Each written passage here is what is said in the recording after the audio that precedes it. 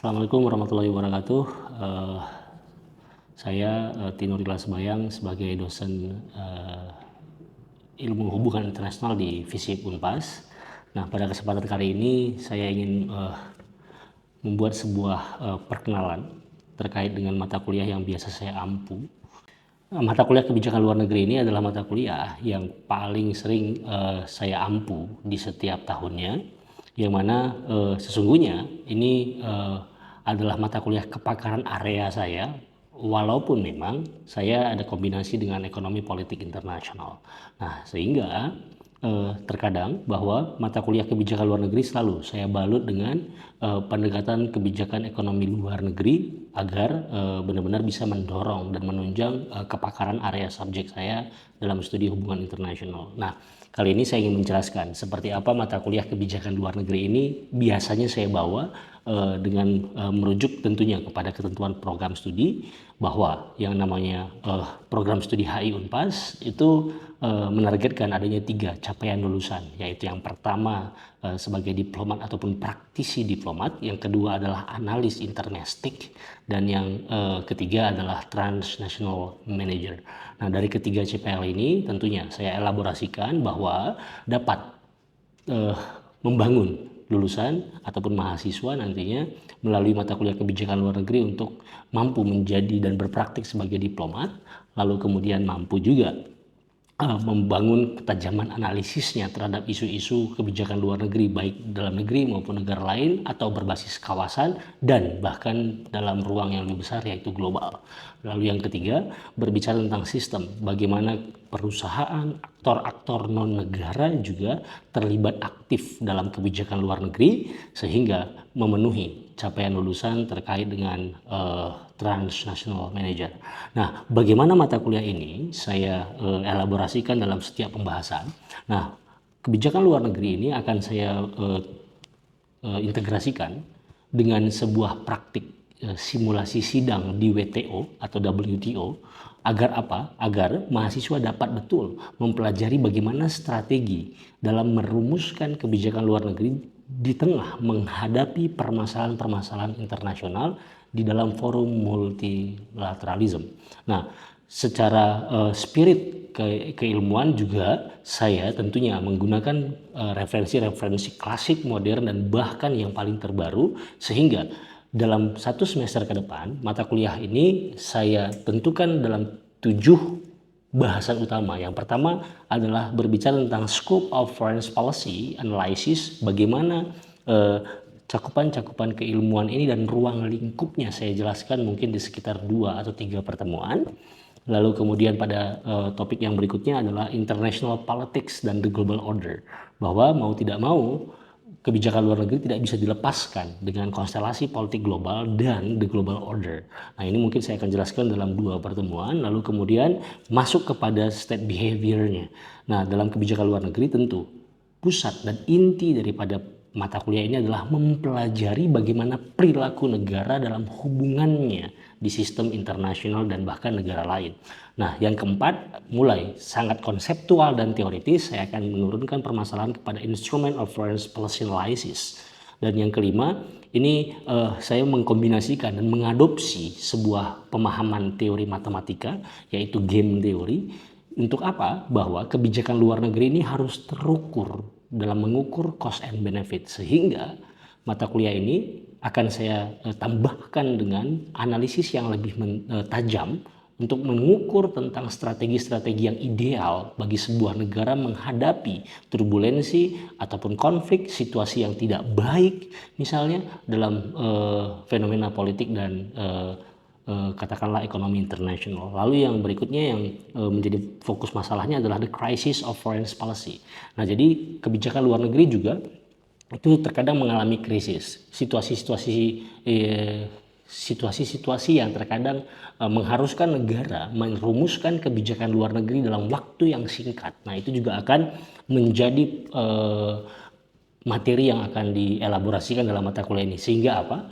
Mahasiswa benar-benar dapat mampu membangun keterampilannya dalam menganalisis isu dengan waktu yang cepat, dengan situasi yang urgent. Dan ini menjadi bekal nantinya bagi mahasiswa apabila ingin berprofesi sebagai praktisi diplomat. Dan yang terakhir adalah berbicara tentang kebijakan luar negeri dalam era postmodernism. Di sini saya mengelaborasikan bagaimana peran globalisasi, bagaimana media, bagaimana yang namanya aspek katakanlah the global social movement maupun NGO misalnya itu menentukan arah dan ruang gerak sebuah negara dalam merumuskan kebijakan luar negeri. Nah, mata kuliah ini akan saya sampaikan dalam bentuk kuliah mimbar, ada penugasan individu melalui critical review demi mempertajam kemampuan literasinya.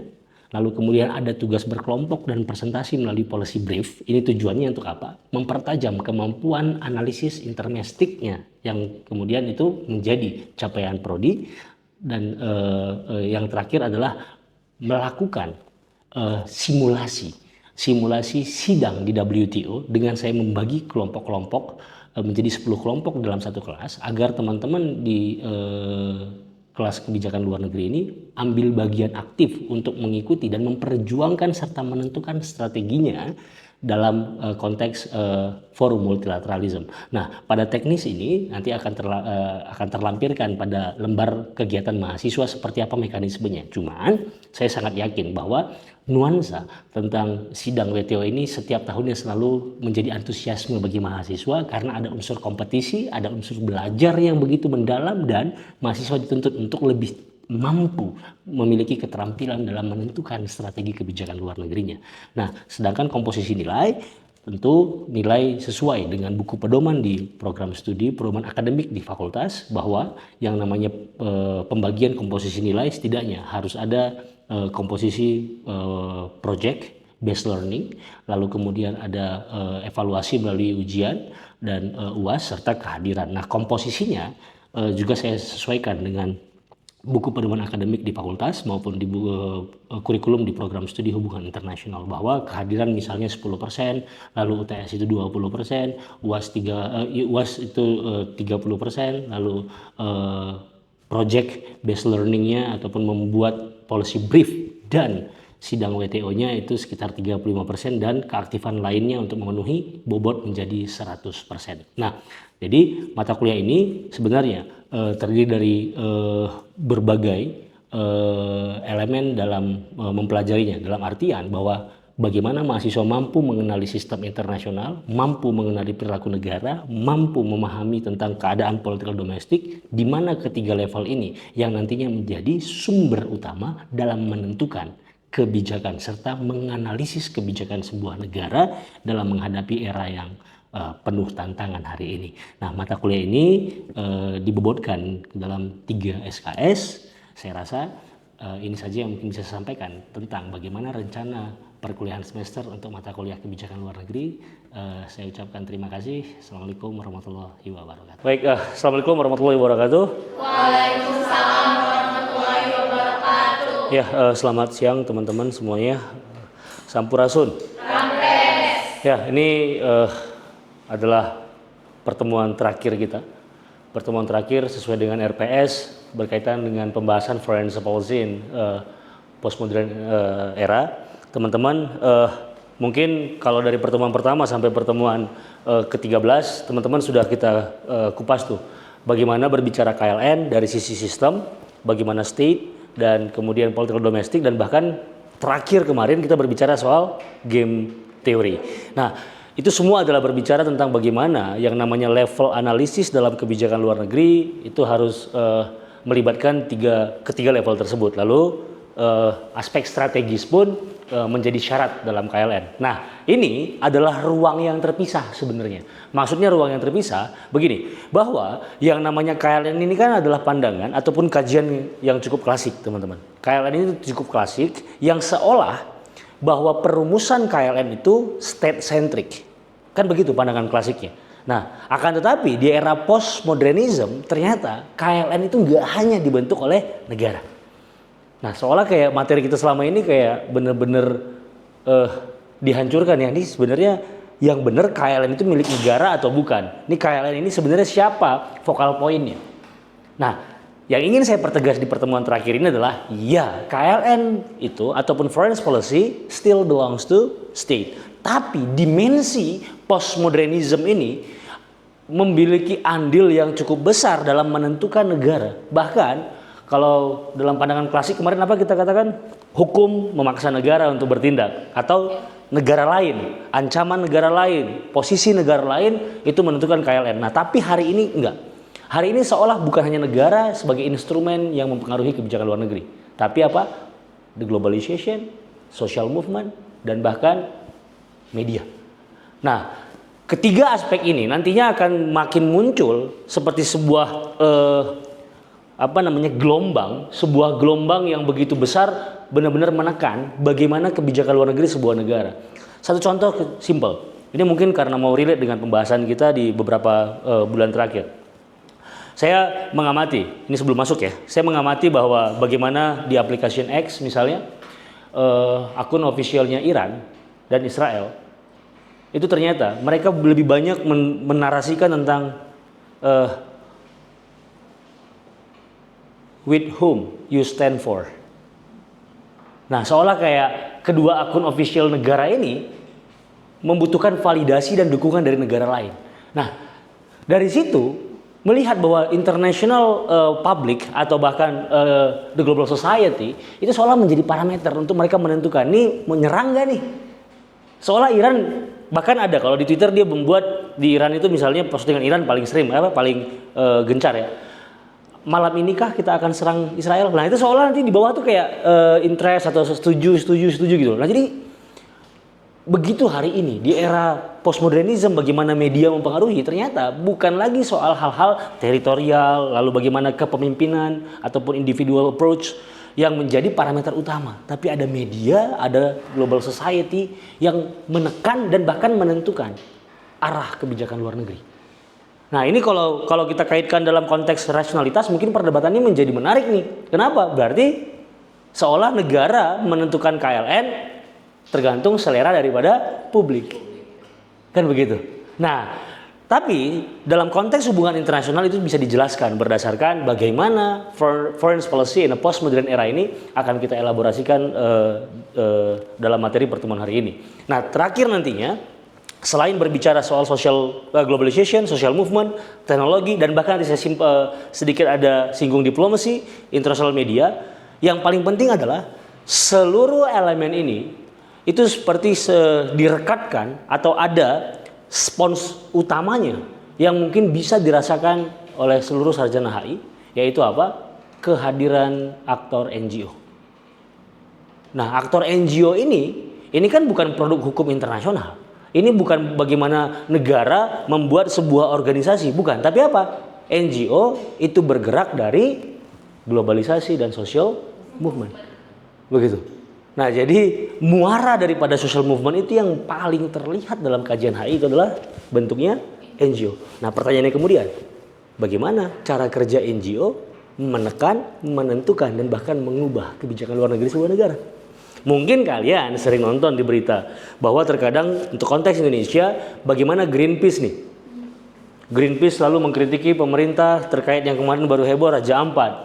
Lalu kemudian, kayaknya negara pasti akan kesentil. Bahkan tiba-tiba selang 2 hari Menteri SDM Bahlil mengatakan bahwa seluruh aktivitas tambang dihentikan. Seolah begitu. Kan begitu. Nah, berarti pertanyaannya, berarti NGO cukup punya andil besar nih.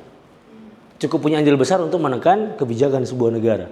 Nah, tapi kan pertanyaannya bukan soal itu permasalahan domestik. Tapi yang saya harapkan begini. Ini satu contoh berpikir kerangkanya. Mungkin nggak Greenpeace akan menekan orientasi kebijakan hilirisasi nikel Indonesia? Nah, seperti apa cara kerjanya? Ini kan kalau yang kemarin itu kan hanya ingin menghentikan di Raja Ampat, gitu loh. Mungkin nggak Greenpeace akan menekan Indonesia untuk mengubah kebijakan besar yaitu hilirisasi nikel? Hari ini belum. Nah, tapi melalui konsep dan materi ini nanti kita akan lihat seperti apa cara kerja NGO mampu menekan KLN. Nah, sebelum sampai ke ujungnya NGO, teman-teman, kita akan masuk globalization. Sebenarnya ini juga kalian akan dapatkan di mata kuliah globalisasi. Cuman teman-teman, ini saya cuma highlight, saya tidak akan lama di sini.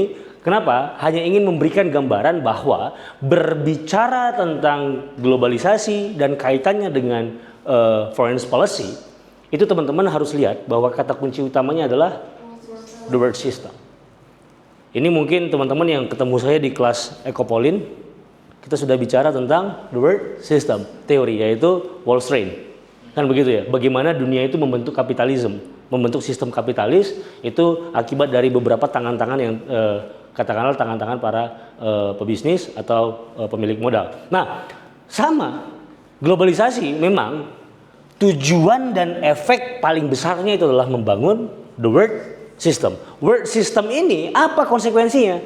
Yaitu terpecahlah negara menjadi ada yang core, ada yang peripheral. Pak, ini kayak belajar globalisasi. No. Apa kaitan KLN dengan core and peripheral? Pasti berbeda. Karakteristik negara pusat dengan negara pinggiran pasti beda. Negara pusat apa tujuannya? Kalau kita balik lagi kepada materi sebelumnya terkait international order, kira-kira negara yang core atau peripheral yang berpotensi untuk menciptakan order? Core, tentunya. Lalu peripheral akan following. Kan begitu untuk membangun international order. Nah, artinya bahwa sebelum sampai siapa yang create the order, sebenarnya pengkotak-kotakan core and peripheral itu diakibatkan oleh globalisasi. Nah, sehingga globalisasi ini punya dampak besar terhadap perumusan dan sikap negara dalam orientasi kebijakan luar negerinya. Nah, ini adalah breakdownnya bahwa nanti akan ada the global division of the labor, ada hegemonic project. Maksudnya apa?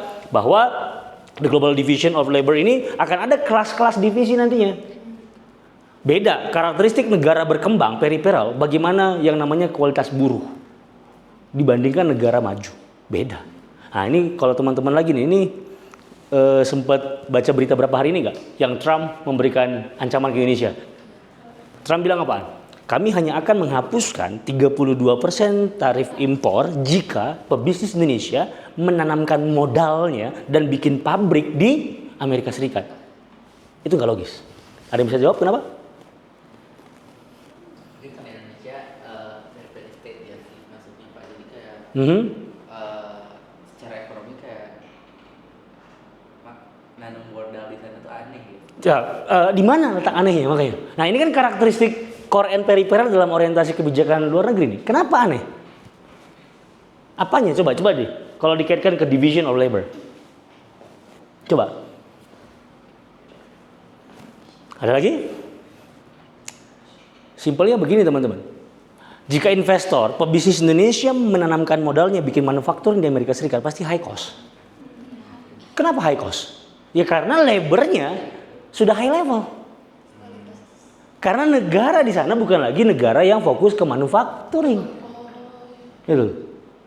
Kan kalau bicara manufacturing, tentu pertimbangan investor adalah salah satunya labor.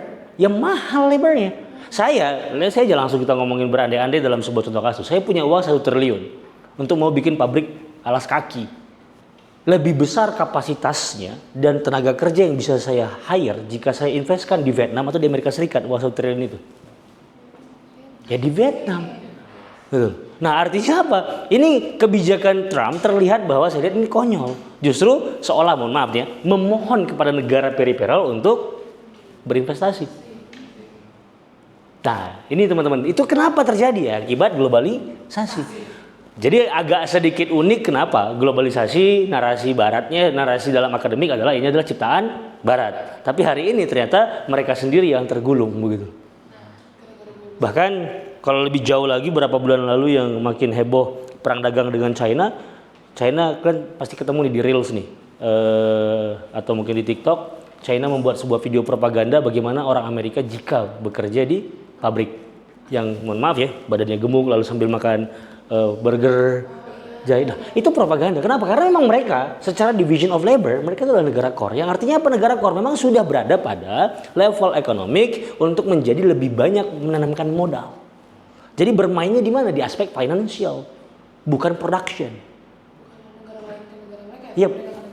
Mereka harusnya yang bermain di ruang financial, sedangkan negara peripheral bermain di ruang production. Begitu. Nah, ini sebuah anomali sebenarnya. Tapi tadi teman-teman, globalization ternyata membentuk sekat negara karena world system dan bahkan membentuk divisi-divisi. Dan itu menjadi apa? Aspek penting untuk hegemonic project sebuah negara.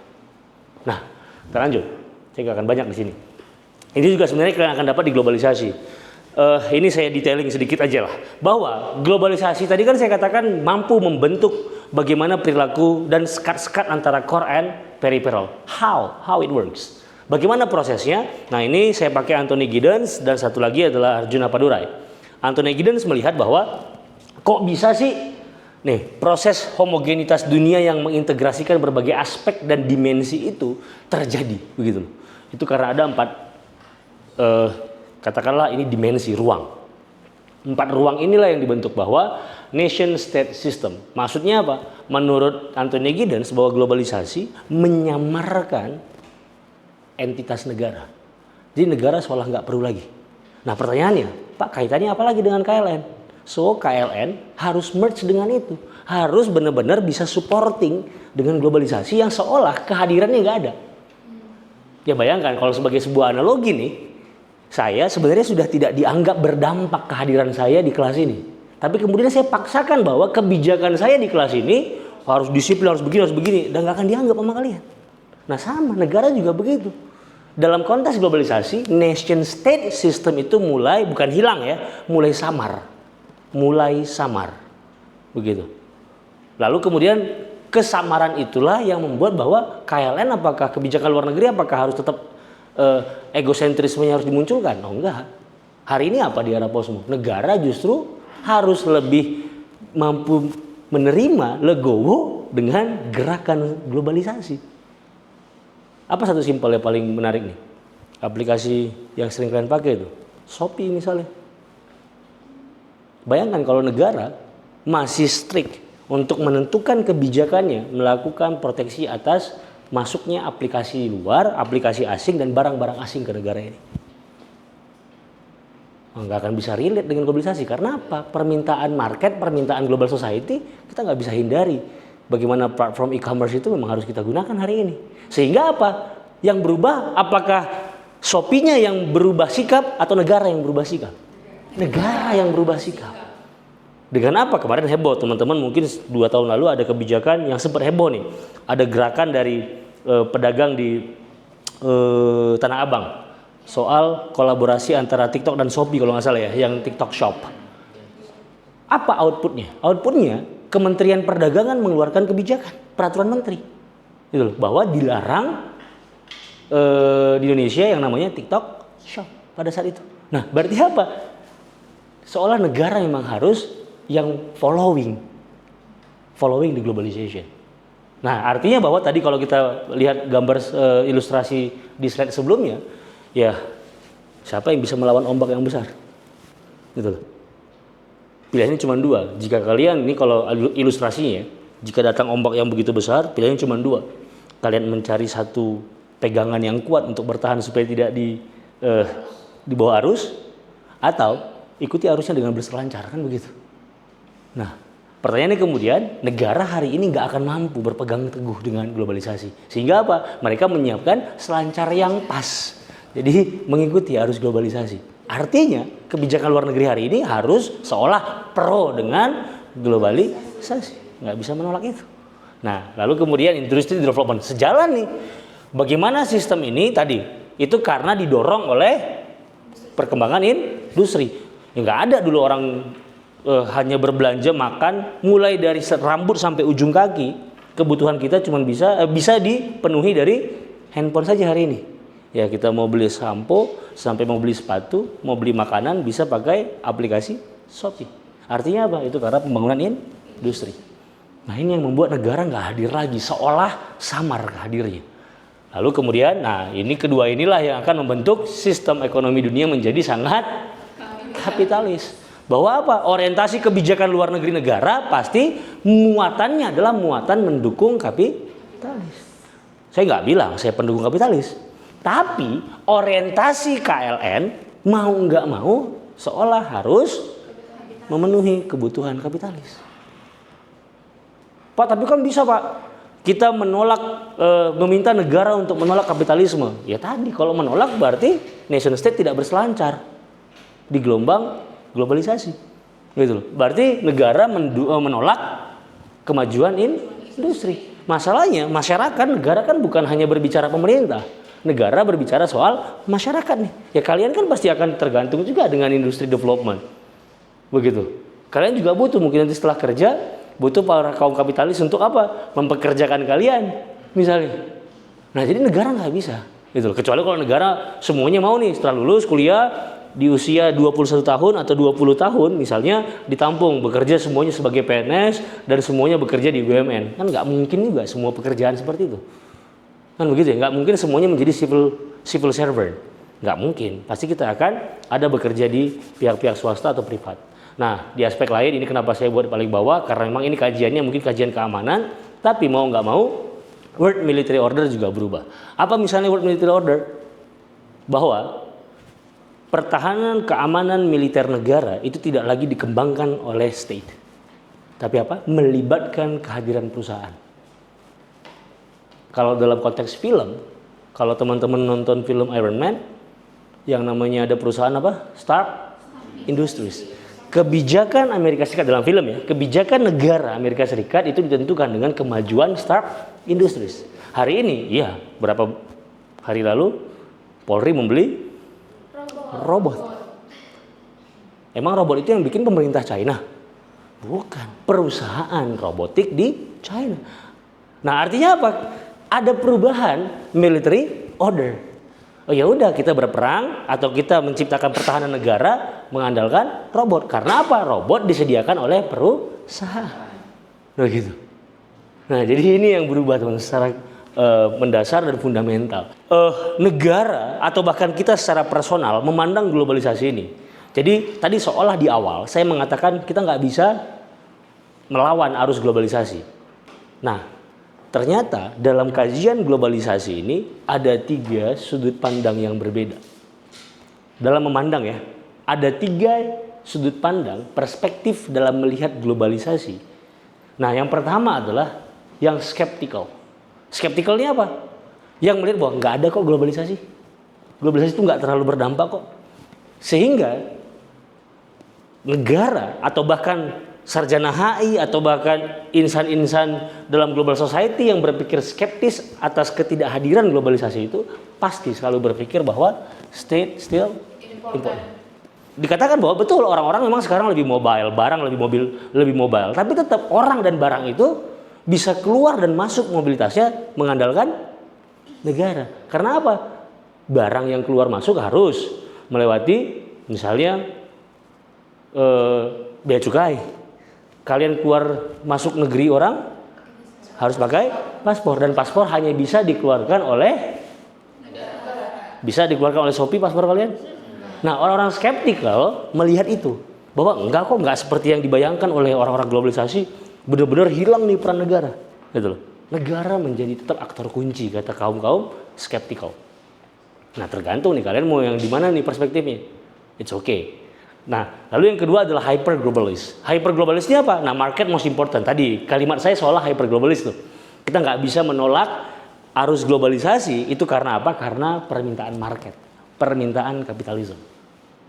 Begitu. Nah, yang terakhir yang lebih mengerikan itu adalah transformalis. Inilah era postmodernis bahwa multi layer fenomena dalam konteks sosial itu sudah membentuk unifikasi.